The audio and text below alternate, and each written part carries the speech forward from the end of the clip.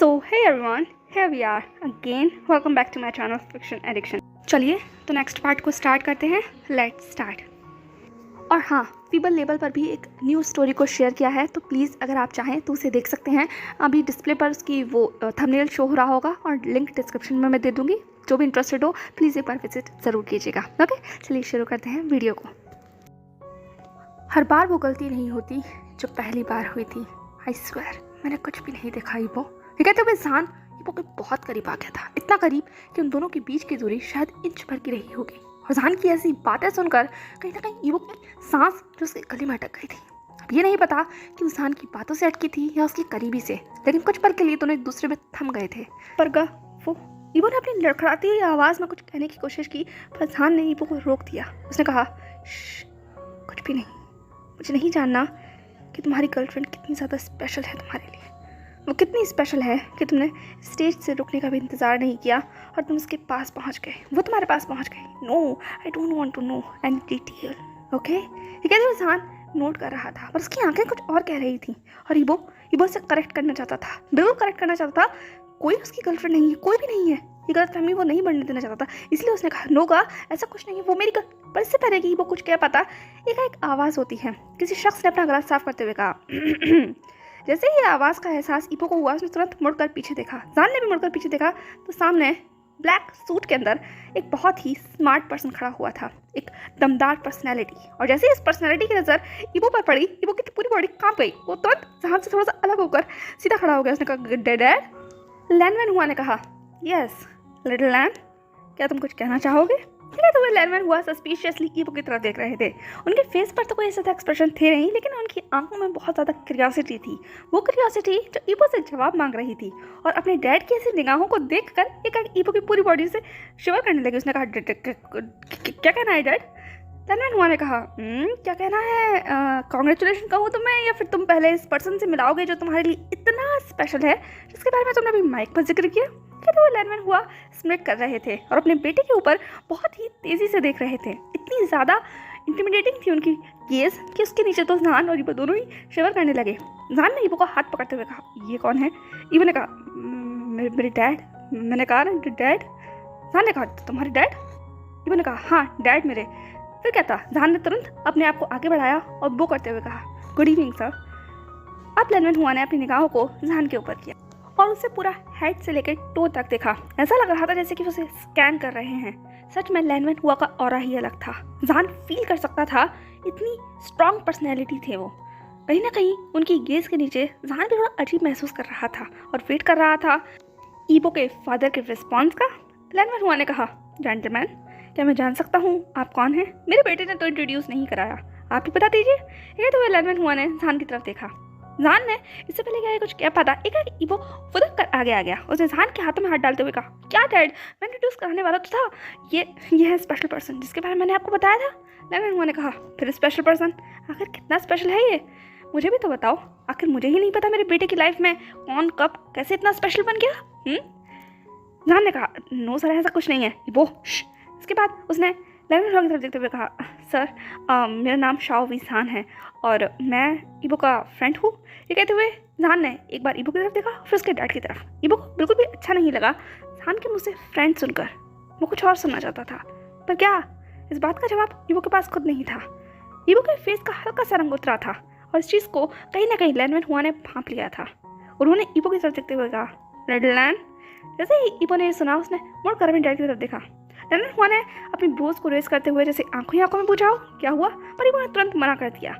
फिर लैनमैन हुआ ने कहा, ओह तो तुम शाओ विसान हो, ठीक है, तो क्या करते हो तुम? जान ने कहा, सर मैं मेडिकल स्टूडेंट हूँ, इंटर्न हूँ हॉस्पिटल के अंदर, दाफन वैली हॉस्पिटल. ये कहते हुए जान ने अपनी वो सिग्नेचर स्माइल दी, कॉन्फिडेंट स्माइल. वो सच में इतना अट्रैक्टिव पर्सन है कि कोई भी उसके चार्म से बच नहीं सकता. लैनमैन हुआ भी जान के उस करिज्मेटिक पर्सनैलिटी को ऑब्जर्व कर रहे थे. उनकी नज़र बहुत पारखी थी. उन्होंने जान को ऊपर से नीचे तक देखने में ही पहचान गए थे कि ये बंदा कितना ज़्यादा सीरियस है.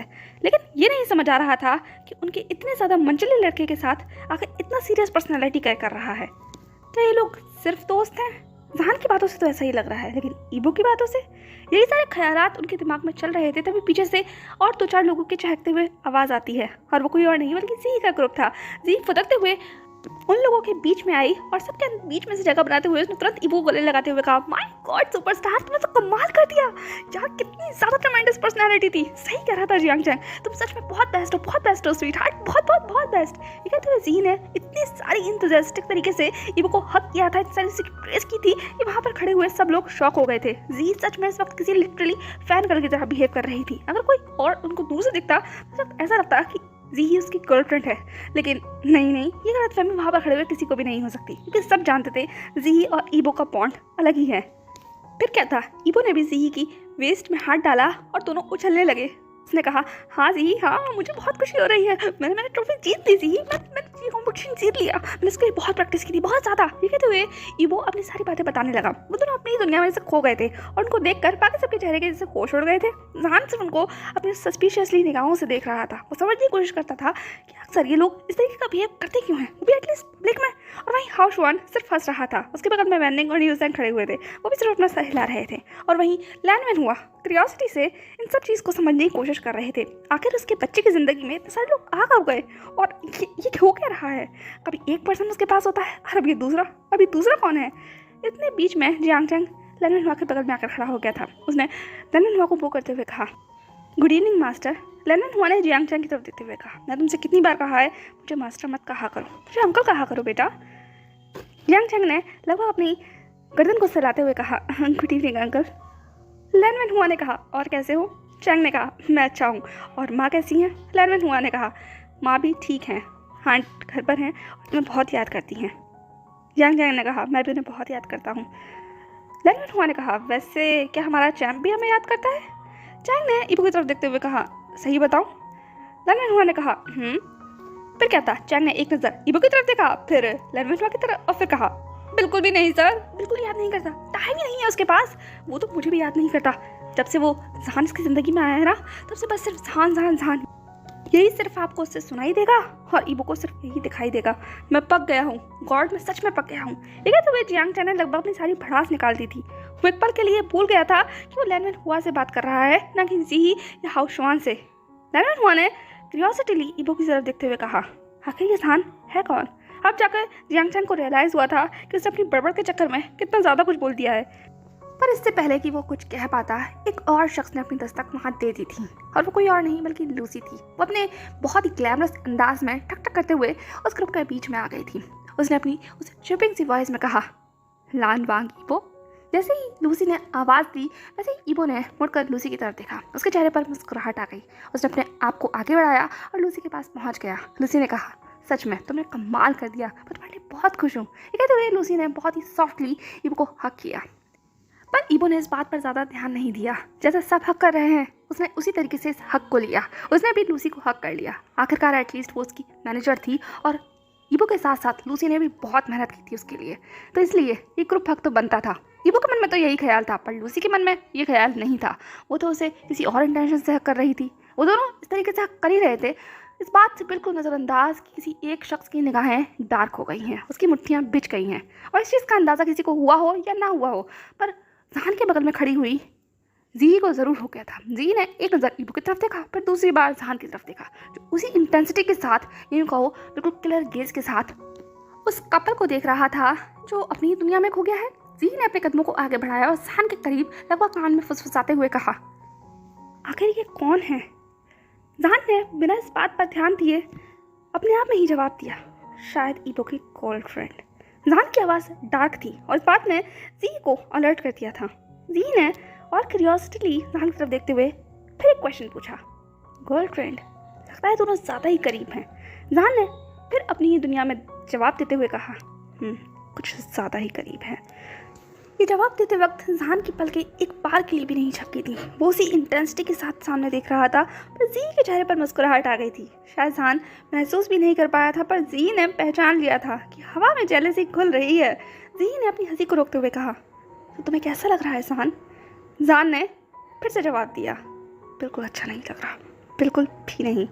अब तो जी की हंसी रोकना लगभग नामुमकिन हो गया था। वो जोर से हंसने लगी और जैसे ही जहान ने जी की हंसी को सुना, अब जाकर वो कहीं अपने सेंसेस में वापस आया था। उसने तुरंत जी की तरफ देखते हुए लगभग 2-3 बार ब्लिंक किया। उसके बाद अपनी मुट्ठियों को 2-3 बार खोला और बंद किया। फिर अपनी अटकी सी आवाज़ में कहा, क्यों हंस रही हो?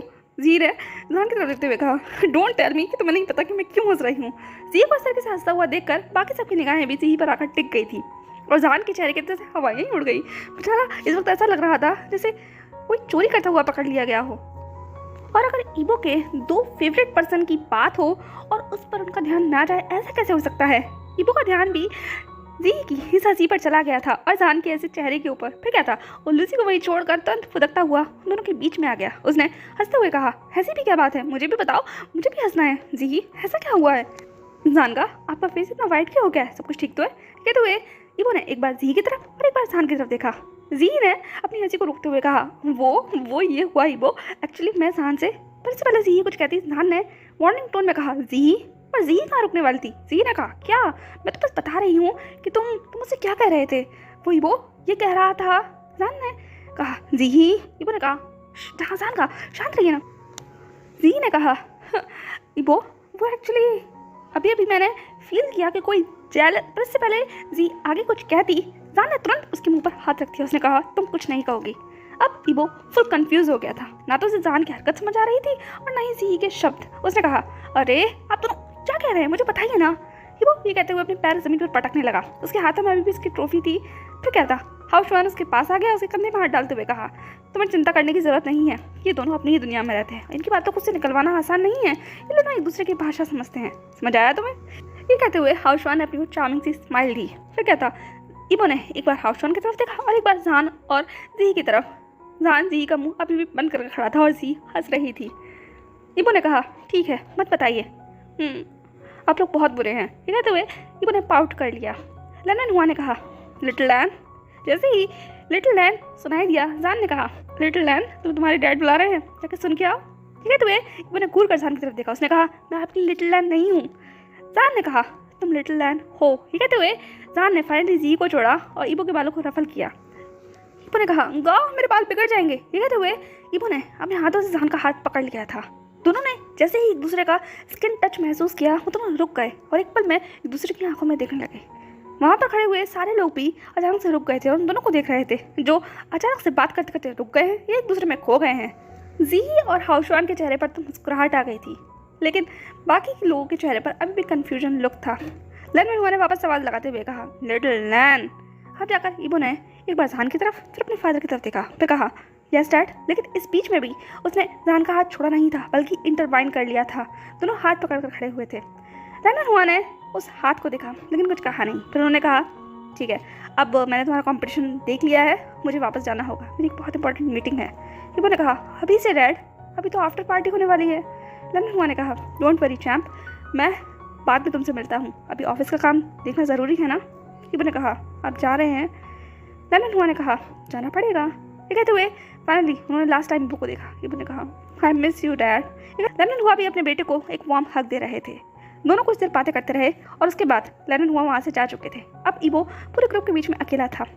उसका फेस थोड़ा सा उतर गया था और ये चीज़ जहान ने नोटिस कर ली। जहान ने कहा, डोंट वरी, डैड है, उन्हें काम है, वो हमारी तरफ फ्री नहीं है ना। ईबो ने कहा, आपकी तरफ फ्री? जब तो आप पूरा शो खत्म होने के बाद आए थे। जहान ने कहा, मैं बाद में नहीं आया था, मैं बहुत पहले ही आ गया था ईबो, बस हाँ इतना लेट हो गया था कि मुझे जगह नहीं मिली और मुझे पीछे खड़ा होना पड़ा। बट डोंट वरी, मैंने तुम्हारा पूरा परफॉर्मेंस देखा था and it was amazing, amazing, seriously amazing, it was such a flawless dancer. जहान के मुँह से अपनी तारीफ सुनकर ईबो का पूरा फेस ब्लश करने लगा। उसने अपने पैरों से ज़मीन पर सर्कल ड्रॉ करते हुए कहा, मैं इतना भी बैस नहीं हूँ। चैंग ने कहा, शांत भी हो जाओ, सच कहो तुम यही प्रेस होना चाहते थे ना। ये कहते हुए चैंग ने ईबो को एल्बो की। ईबो ने तुरंत चैंग की तरफ घूरा और जहान की तरफ देखते हुए कहा, गो, ये चैंग मुझे टीज कर रहा है। ये कहते हुए चैंग को छोड़कर जहान के पास आ गया था और उसे साइड हक कर वहीं खड़ा हो गया। जहान ने भी अपना हाथ ईबो के कंधे में डाल लिया था। दोनों एक दूसरे के करीब थे, दोनों हंस रहे थे। पूरे ग्रुप में एक अच्छा सा चेयरिंग माहौल बन गया था। वहीं लूसी उस पूरे ग्रुप में अपने आप को लेफ्ट आउट महसूस कर रही थी। उसे नहीं समझ आ रहा था उसे क्या करना चाहिए, यहाँ रुकना चाहिए या जाना चाहिए। इसीलिए उसने जाने के बजाय उस ग्रुप को ज्वाइन करना ज़्यादा बेहतर समझा। वो वहाँ आकर खड़ी हो गई। उसने कुछ कहा नहीं, लेकिन वो अपनी प्रेजेंस वहाँ पर जता रही थी और इस बात पर सबका ध्यान था। वो भी उनके बीच में बात करने लगी। पूरा ग्रुप बात कर रहा था, छोटी मोटी बातें चिट चैट चल रही थी। तभी ईबो ने कहा, वैसे का आप लेट क्यों हो गए? बाकी सब तो बहुत पहले ही आ गए थे। इस बात ने जहान को रोक दिया। उसने ईबो की तरफ देखते हुए कहा, वो एक्चुअली, ईबो ने कहा जहान ने कहा, मेरी एक सीनियर हॉस्पिटल में आई हुई थी, उनके साथ एक मेरी बहुत इंपॉर्टेंट सर्जरी थी, उनके साथ मिलना बहुत समय बाद हुआ है, तो मैं उन्हें अकेला छोड़कर नहीं आ सकता था। जैसे ही ईबो ने सुना कि जहान किसी और पर्सन के लिए यहाँ पर आया है और लेट हो गया है, अचानक से उसे करीब से जेलसी फील हुई। उसके मन में बिल्कुल भी अच्छा नहीं लगा।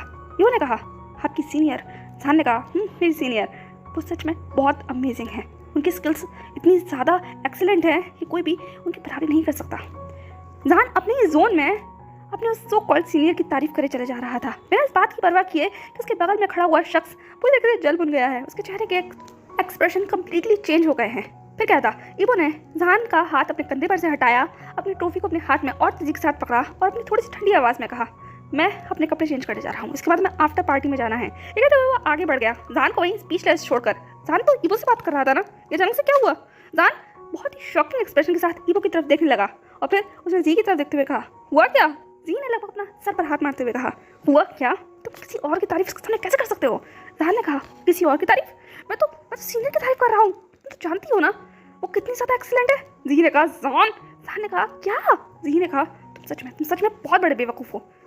जहान ने कहा, जी ने कहा, जी मत करो, उसके पीछे जाओ। जहान ने कहा, मैं उसके पीछे क्यों जाऊँ, वो चेंज करने गया है। जी ने कहा, अच्छा, और ज़रा देखो उसके पीछे कौन जा रहा है। इधर तो जहान ने उस डायरेक्शन में देखा जिस डायरेक्शन में ईबो गया था। अब उसे रियलाइज़ हुआ था कि ईबो अकेला नहीं है, बल्कि उसके साथ लूसी भी जा रही है। वो बात अलग है कि ईबो आगे है और लूसी उसे कैच करने की कोशिश कर रही है, और ये देखकर जहान की पूरी आंखें तन गई। उसने कहा, ये इधर साथ क्यों जा रहे हैं? वो चेंज करने ही तो जा रहा है।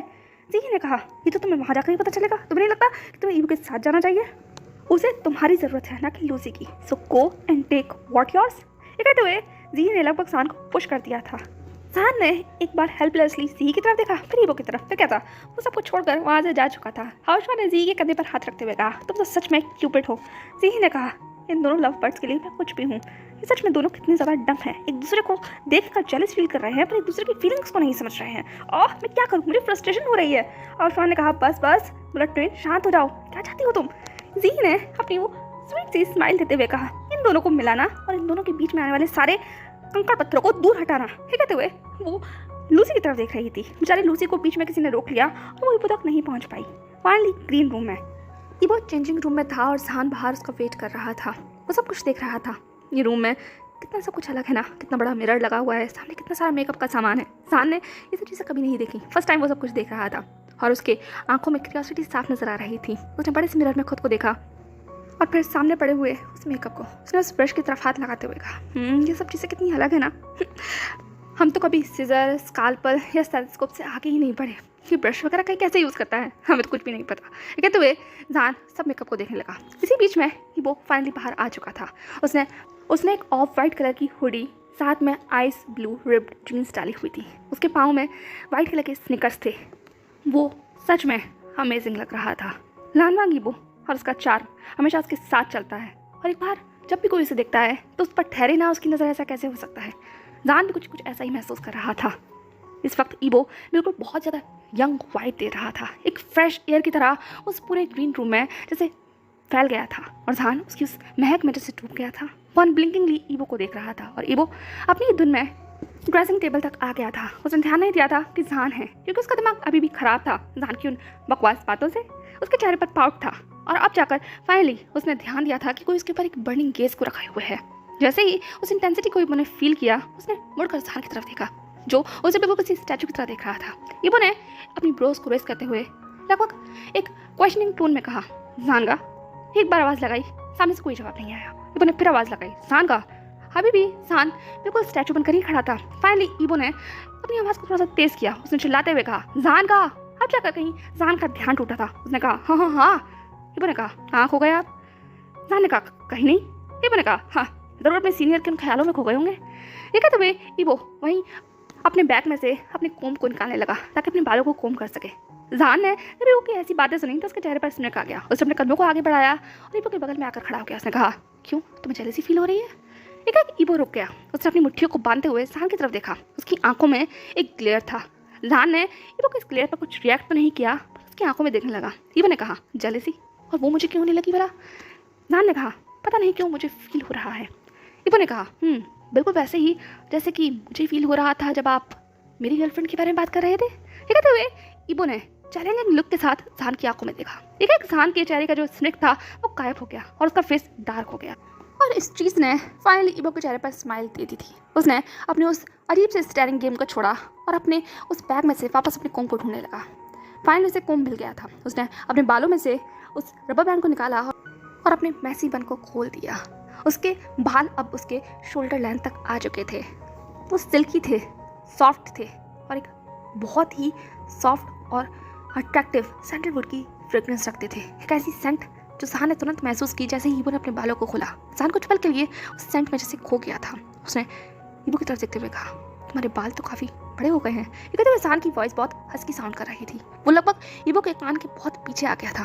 एक पल के लिए वो काम गया पर उसने कुछ कहा नहीं। उसने कहा, आखिर मैंने इन्हें बड़ा करने में इतनी मेहनत जो की है। जहान ने ईबो के बालों की तरफ अपने हाथ को फहराते हुए कहा, मुझे तो यकीन नहीं हो रहा, मैंने इन बालों को नीला भी देखा था पर अब तो ये पूरे से ब्लैक है और बहुत सिल्की और सॉफ्ट भी हैं। लगता है तुम मुझे ज़्यादा ही केयर करते हो। ये कहते हुए जहान इंटेंशनली न जाने अनइंटेंशनली पर ईबो के बालों को कोम कर रहा था और जहान का ये टच कहीं ना कहीं ईबो की पूरी बॉडी के अंदर शिवर दे रहा था। उसकी सांसें रुक गई थी, गला सूख गया था और वो जहान को देख सकता था मिरर में से अपने पीछे इस तरीके से खोता हुआ। जहान को अपने अंदर इस तरीके से खोता हुआ देखकर ईबो के मन में कुछ हो रहा था। उसकी धड़कनें और ज़्यादा तेजी के साथ बढ़ रही थी। ईबो ने कहा, जहान ने कहा, अभी भी जहान ईबो के बहुत करीब था। ईबो ने कहा, मुझे अपने बाल कॉम करने हैं, आप थोड़ी जगह देंगे मुझे। जहान ने पीछे हटने की बजाय अपने आप को और आगे बढ़ा लिया। जहान कंट्रोल ही नहीं कर पा रहा था खुद को। ईबो के अंदर सच में आज खो गया था। उसे कुछ तो हो ही गया था। ईबो को तो कुछ ऐसा ही लग रहा था। जहान ने कहा, तुम्हें बाल कोम करने हैं? ईबो ने कहा, जहान ने कहा, मुझे दो, मैं कोम करता हूँ। ये कहते हुए उसने ईबो के हाथों में से कोम ले लिया था। इससे पहले कि वो रोक पाता, जहान उसके बालों में पहुँच गया था। उसकी लॉन्ग स्लेंडर फिंगर्स ईबो के बालों को डिटेंगल कर रही थी। वो इतना सॉफ्टली ईबो के बालों को कोम कर रहा था कि अब बारीक होने की ईबो की थी। उसने अपनी आंखों को बंद कर लिया और जहान के उस टच को फील करने लगा। सो हे एवरीवन, कैसा लगा आपको आज का ये पार्ट? थोड़ा सा रोमांटिक, थोड़ा सा फन लविंग, थोड़ा सा जेलसी से भरा हुआ। तो what do you think about the chapter? जो भी हो आप ज़रूर मुझे कमेंट सेक्शन में बताइएगा।